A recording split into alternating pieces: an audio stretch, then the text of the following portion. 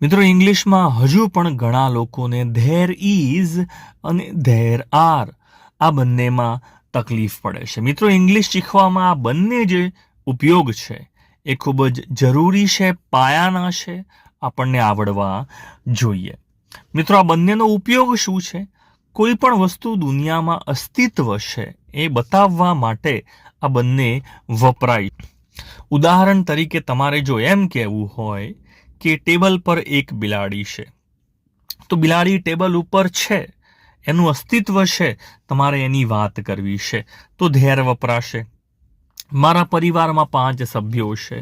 તમારે જ્યારે પણ આવું કંઈક વર્ણન કરવું હોય ને કે ભારતમાં 28 રાજ્યો છે, અઠવાડિયામાં 7 દિવસ હોય છે, ફ્રીજમાં સફરજન છે, જ્યારે તમારે કોઈ પણ વસ્તુનું આવું વર્ણન કરવું છે કે ભાઈ આ વસ્તુ છે, ત્યારે ઇંગ્લિશમાં ધેર ઇઝ અને ધેર આર વપરાય છે.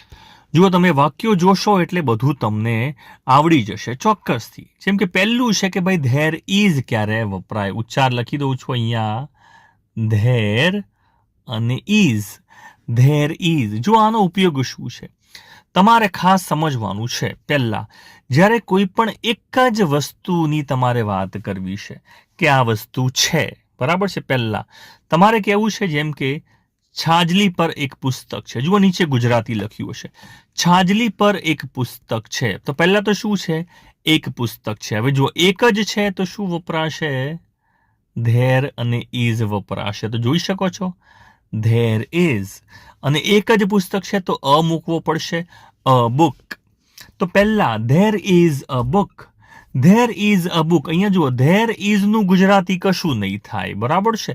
ધેર ઇઝ અ બુક, એક પુસ્તક છે. અને ક્યાં છે? તો એના માટે શબ્દ વાપર્યો છે અહીંયા ઓન, બરાબર છે. જુઓ, છાજલી પર છે એટલે તમારે ઓન ધ શેલ્ફ આ શબ્દ વાપરવો પડ્યો. શેલ્ફ એટલે છાજલી, બરાબર છે.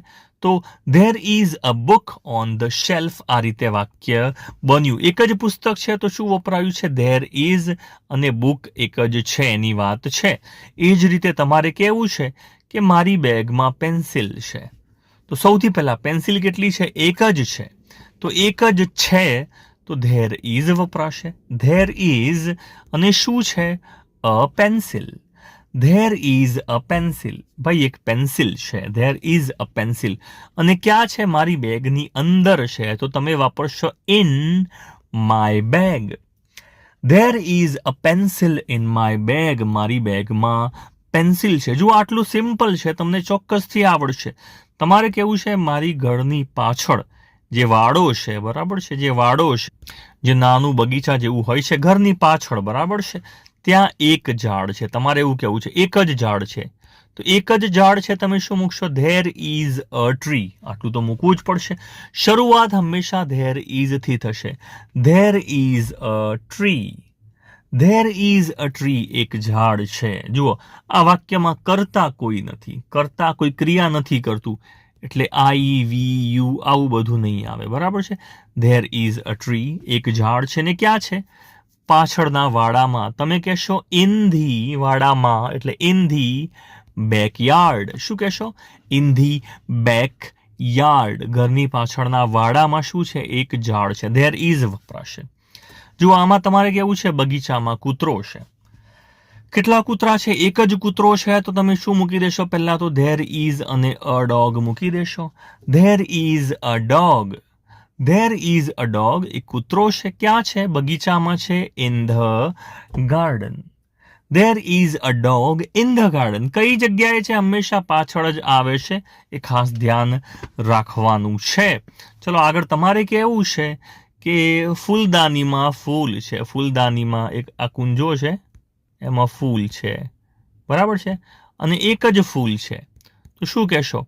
There is a flower. There is a flower. There is a flower. અને ક્યાં છે? ફૂલદાનીમાં છે. તમે કહેશો ઇન ધ વાઝ. અને શું કહેવાય છે? વાઝ. બોલો, આનો ઉચ્ચાર થાય છે vase. There is a flower in the vase. ફૂલદાનીમાં ફૂલ. હવે તમારે કહેવું છે કે મારો રૂમ જે છે એમાં કમ્પ્યુટર છે. મારા ઘરે મારા રૂમમાં કમ્પ્યુટર છે. હવે જુઓ, એક જ કમ્પ્યુટર છે. વાત શું છે? મારા રૂમમાં એક કમ્પ્યુટર છે. તો પહેલા તો વસ્તુ કઈ છે? There is a computer. There is a computer. એક કમ્પ્યુટર છે. There is a computer. અને ક્યાં છે? મારા રૂમમાં છે. In my room. મારા રૂમમાં છે. There is a computer in my room.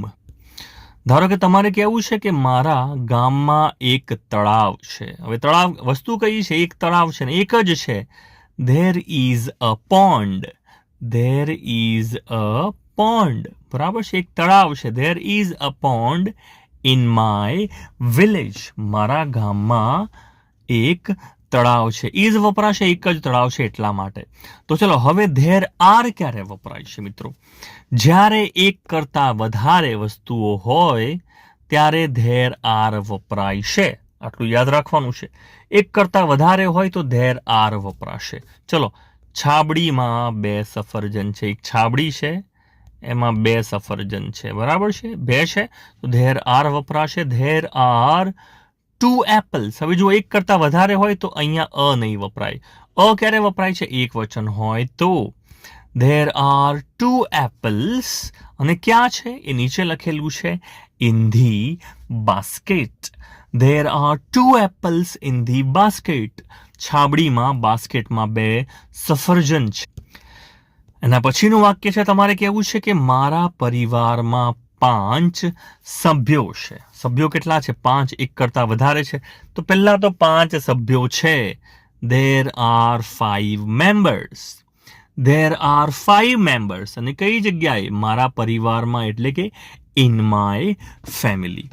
There are 5 members in my family. મારા પરિવારમાં 5 સભ્યો છે.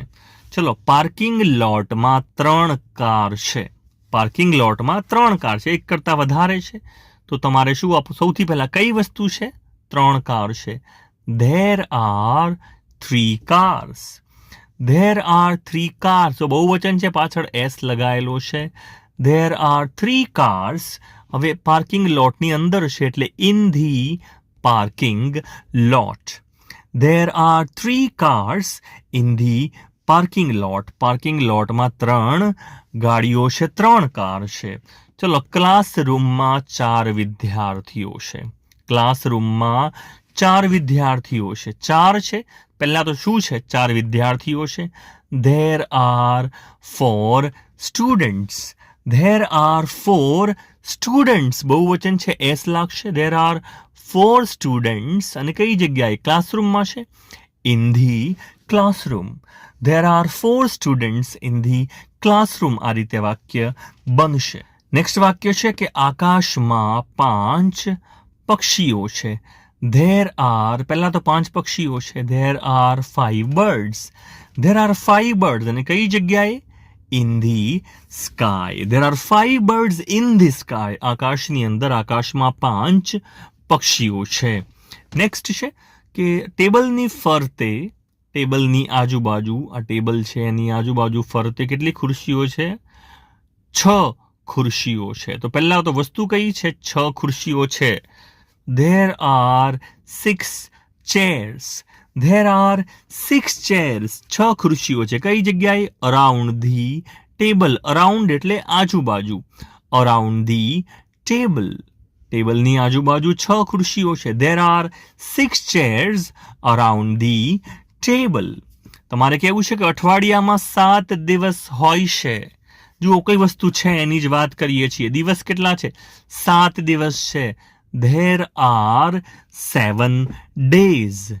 There are 7 days in a week. એક અઠવાડિયામાં. જુઓ, અઠવાડિયું એક જ છે એટલે મૂકેલો છે. In a week. There are 7 days in a week. એક અઠવાડિયામાં 7 દિવસ હોય છે.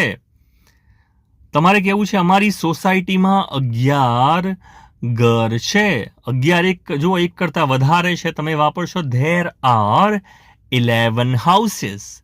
There are 11 houses in our society. અમારી સોસાયટીમાં 11 ઘર છે. There are 11 houses in our society. ભારતમાં 28 રાજ્યો છે. તો સૌથી પહેલા 28 રાજ્યો છે. There R 28 states. 28 રાજ્યો છે. કેન્દ્ર શાસિત રાજ્યો નહીં, જે મુખ્ય રાજ્યો છે 28 છે. there are 28 states.